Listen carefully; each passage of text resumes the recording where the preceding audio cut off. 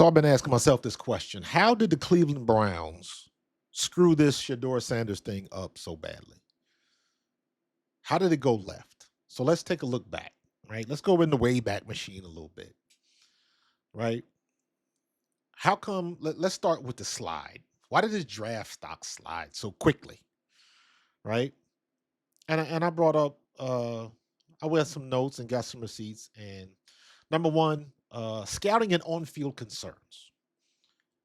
His physical traits and style. Some scouts reportedly felt he lacked the elite physical arm talent and top tier athleticism of the truly elite NFL quarterbacks, like a Lamar Jackson, like a Josh Allen. But I guess my question is, how many college quarterbacks have those elite traits? Not many. And even if you have those quote unquote elite traits, that doesn't mean you're going to be a good quarterback. The next thing, pocket presence and decision making. A significant recurring concern was his tendency to hold on to the ball too long and take unnecessary risks, which is an issue that often doesn't translate well in the NFL, Captain Obvious. He was described as struggling with processing coverage post snap and being sensitive to the pass rush. Not sure I believe that. I watched all of Shedeur's games. I know he took a lot of hits in the mouth, delivering the ball on time and on target. That's what I saw. System dependence.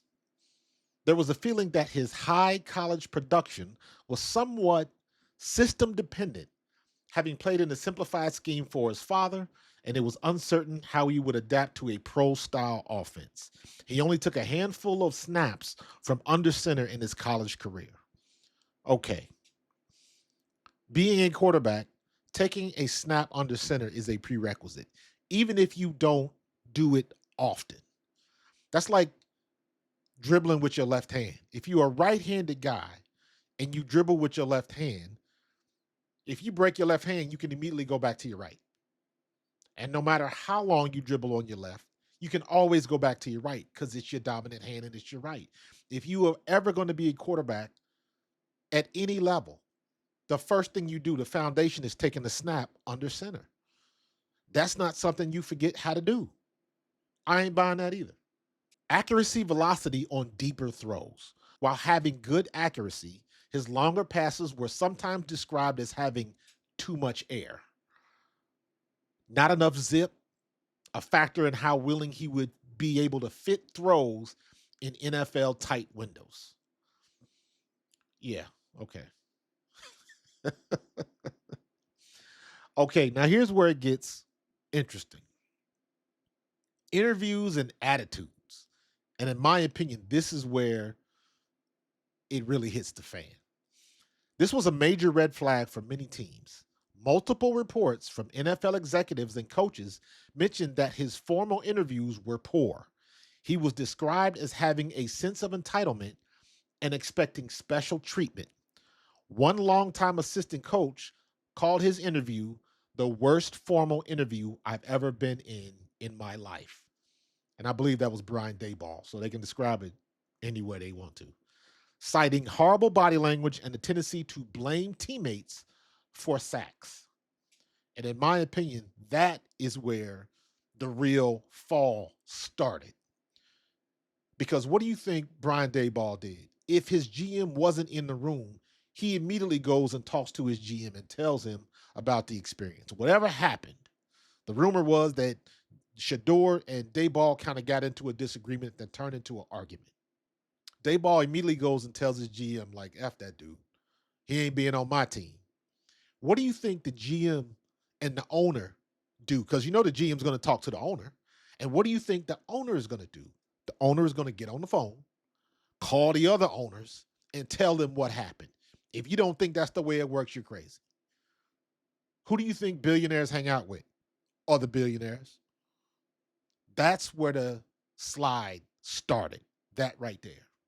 Now we go to lack of self-awareness. Some intel suggested a shocking lack of self-awareness regarding the reality of an NFL locker room, where a player has to come in and earn it, regardless of pedigree. Everybody knows that. So them even bringing that up to me is silly, because the locker room has a way of policing itself when it comes to that measure. And I'll tell you from experience, things that I've seen every year on every team at every camp, you always got one player who was a high draft pick, went to a big school, is well known, all of that kind of stuff. And I know it goes to another level now that you got NIL and social media, but it's the same thing. Those are the guys that usually got taped to the goalpost, Gatorade dumped on their heads, or whatever it is they do now. A little bit of hazing. I know they kind of dialed some of that stuff back. But at the end of the day, how your locker room polices itself is key. So if somebody has a lack of self awareness, I blame that on the locker room because the veterans in the locker room do not let that madness go. They will call you on task, call you on the carpet, and handle that. So if a lack of awareness is a problem in your franchise, that means your locker room, your leaders, and your veterans ain't doing their job.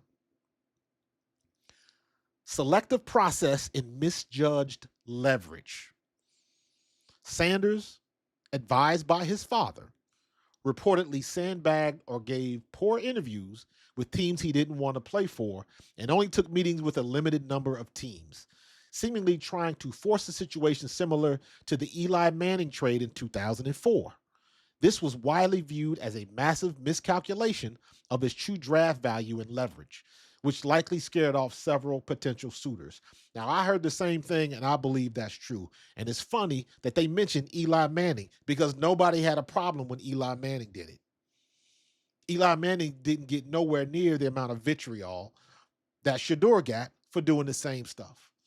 How come he got to do it? How come he got to tell everybody where he wasn't going? Take that for what you will.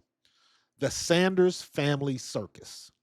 Teams were reportedly concerned about the baggage and circus surrounding the family and the potential for off field or media distractions, especially for a player they might only view as a backup or a potential developmental project. This goes back to, are you doing your homework? And every team's going to have somebody that's a little hot to handle. Now, as far as the circus and the baggage, most of that stuff is media driven because appeal is appeal. You seen when Shedeur was going to the mall and getting mobbed by fans and stuff like that when he was still just a fifth round backup, not seeing no clock. Ain't really much you can do about that. But it only gets bigger when you allow him an opportunity to play and he shines in that opportunity. In summary, while his on the field production showed talent, the combination of questions about his physical traits, his pocket presence, and the major character issues raised by NFL execs resulted in a dramatic drop on draft weekend. So, like I said before, the interview, in my opinion, more than anything else, started his fall. The whole situation with his dad sandbagging interviews, I believe that to be true. And it probably did cost him. But here's where you got to flip all of this around. And then this is when you got to keep it 100. Because at no point is anybody saying that he didn't have talent. And that's what it's supposed to be all about, right? So you're looking at GMs, you're looking at owners, you're looking at scouts, you're looking at people that do analytics, you're looking at coaches. They are the best of the best with what they do. Kevin Stefanski is one of 32 coaches in the NFL, head coaches. So he is at the top 1% in his class. Same thing with scouts. Everybody, I believe, is doing their best, trying to scout these players and everything. So you mean to tell me, and this is where you got to put blame on the ownership and the execs and the GMs and the people in the building. You mean to tell me that y'all sat down and y'all watched Shedeur Sanders tape and y'all sat down and watched Dylan Gabriel's tape and collectively you thought that Dylan Gabriel was going to be better than Shedeur Sanders? When you look at the physical traits, when you look at the way he threw the ball, when you look at the accuracy, all of that type of stuff, you threw all of that just to say, Dylan, we believe in Dylan Gabriel, even though you saw the tape, even though you knew what his shortcomings were. Because I guarantee you, if Shedeur Sanders had just as much stats as Dylan Gabriel did coming out of college, but if Shedeur Sanders was 5'10", he wouldn't get a sniff. Let's keep it a buck on that one. So the Browns screwed it up because they didn't do their homework. They didn't trust their eyes, because you can't tell me, and I believe it was Sean King that said the exact same thing. You mean to tell me professionals that do this for a living, that analyzed and watched tape, came up with the conclusion that Dylan Gabriel was better than Shedeur Sanders? And if they did come up with that conclusion, those guys probably shouldn't have jobs right now.